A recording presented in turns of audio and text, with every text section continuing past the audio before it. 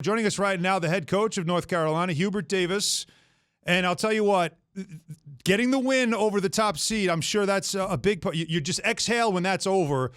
But how it got to that point was probably something that I'm not sure if you've even let go of it at this point yet, Hubert. Well, I am. I'm really proud of our guys. I think obviously they showed their toughness and their resiliency and their perseverance, to first of all, their play to against an unbelievable Baylor team, obviously a number one seed defending national champions, to be up 25 in the second half. I thought, for us defensively, not just Baylor but also Marquette, it was the best defensively that I think we've played all season. And, we were really efficient. Brady Manick was on fire on the offensive end. And then for us to lose a 25-point lead and they have to go into overtime, and then the group that we had out there on the floor is a group that not only has not been on the floor together, that group, that five, but they haven't practiced together. And so for them to, in overtime, to hold Baylor to 1 of 11 from the field and for us to come away with the win, I'm just really proud of the guys, and I'm just really happy for them. Hey, Coach, Bart Hahn here. The best wins are the wins where you win, but you have adversity and you have teachable moments that can help you going forward. What lessons did you guys learn, and how would this help you guys going forward, being able to lean on some guys that you didn't expect that you would have to lean on? Well, you know what? I also feel like I gain a lot of experience in blowouts, too. I like wins when we win by a lot. You prefer those, right? I'm a diverse learner, so I like to learn in many different ways. But I do think, the game against Baylor, one of the things that we talked about in the huddle when we went into overtime is that, we had been there before. We had been in overtime games with Syracuse and in Louisville. We had been in really close games, late game situations at Clemson. And so, we had been in those types of situations, and that gave us peace and also gave us confidence in overtime with the unusual lineup to find a way to win, and that's what you have to do in order to put yourself in a position to win a national championship. I'll say it for you as somebody that follows your program closely. Like the way things went there with some of the calls after Manick was thrown out was, to me, just maddening that they were able to get back in the game, and that's kind of what I was referencing with getting over it. But obviously you have to move on, as North Carolina does, to the Sweet 16. We're talking with Hubert Davis, coach of North Carolina Tar Heels. It's Bart Scott, Alan Hahn, ESPN Radio. So I noticed something that goes back even before you got into this tournament and even before the ACC tournament. And I want to take you back to the game at Cameron against, it was Coach K's final game, and the way you guys played in that game. And everybody, it was a lot of pomp and circumstance. That was a big ceremony. It was a big moment, a lot of coverage. And I know you guys are big rivals, but the way you handled that game said something about your group. And I think, and you tell me if I'm wrong, but it sort of has almost, catapulted you into where you are right now because you handled it like we're coming in here to kind of wreck the party.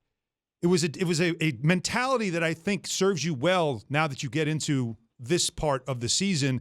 Was something talked about before that game? Did something about that game tell you that you might have something in this group?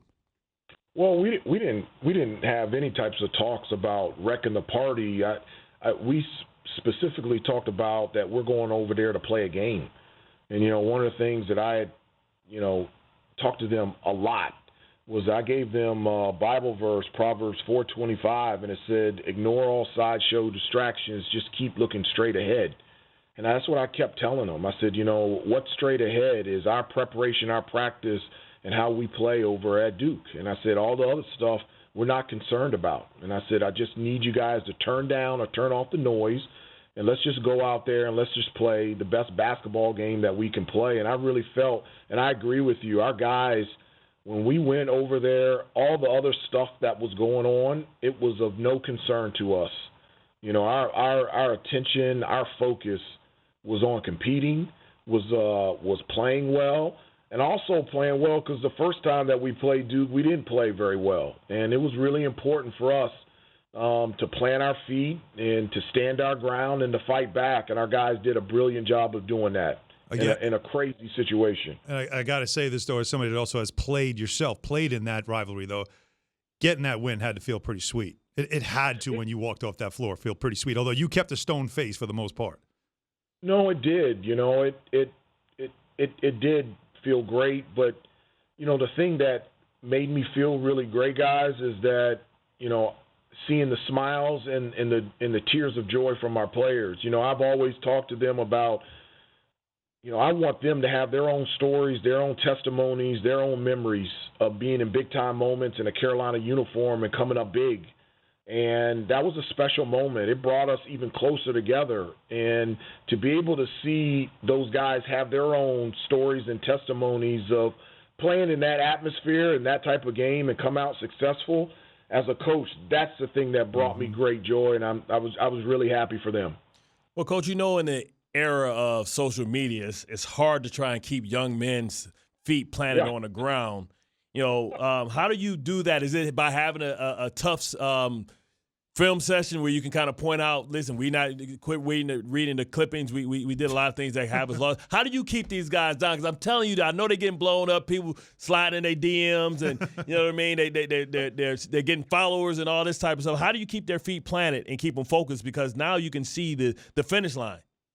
No, I do. I always tell them throughout the year. I say, turn down or turn off the noise from your phone, your family, and your friends. And I said, you got to turn it off, or you got to turn it down. And I always keep it real with them. Just like you said, from social media, it's not, it's not reality. And I always tell them that social media is, in large part, is played in the Matrix. And I said, I'm not a Matrix guy. I'm on planet Earth. And we keep it real with each other. Our communication with our players is clear, definitive, and consistent. And them understanding where we're coming from, what is truth, what is not, and what we need to do. And the guys are really good about it. But you're right, it's hard.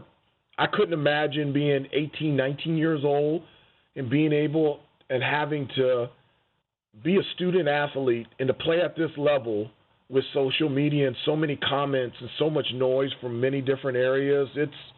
It's unbelievable what they have to deal with, and I really feel bad for them. I didn't have to deal with that. Not only in college, I didn't have to deal with that in the NBA. Mm-hmm. So I'm just making a note here. Note to self, Coach Hubert is a red pill guy. He wants the truth. He wants the truth. Yeah, no Matrix. No Matrix for you. Hubert Davis joining us right now, UNC head coach. It's Alan Hahn, Bart Scott, ESPN Radio.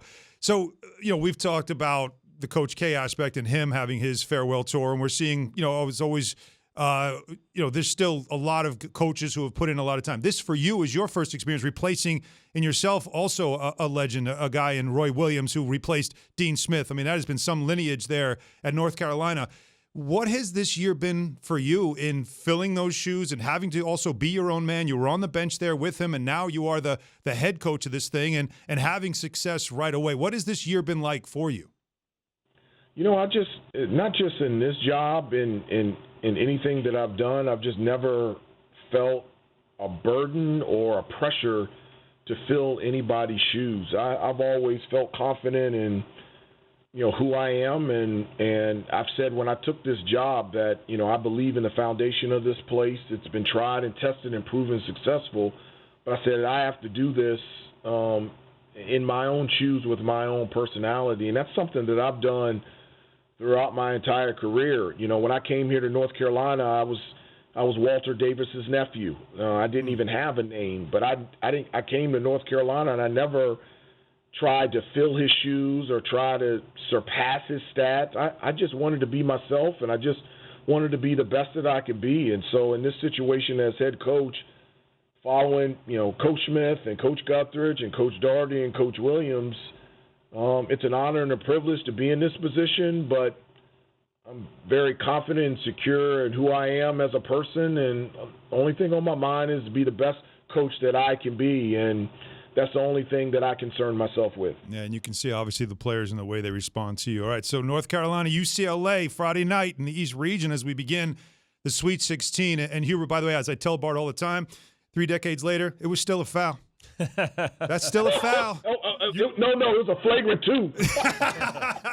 These days, you never know. He should have gotten kicked out. A great memory for us, no doubt about that. Hubert, always good to catch up with you. Best of luck, and if you get to the Final Four, we got to get you back on. Take care. That's a date. We get to the Final Four, I'll come back on. That'll be great.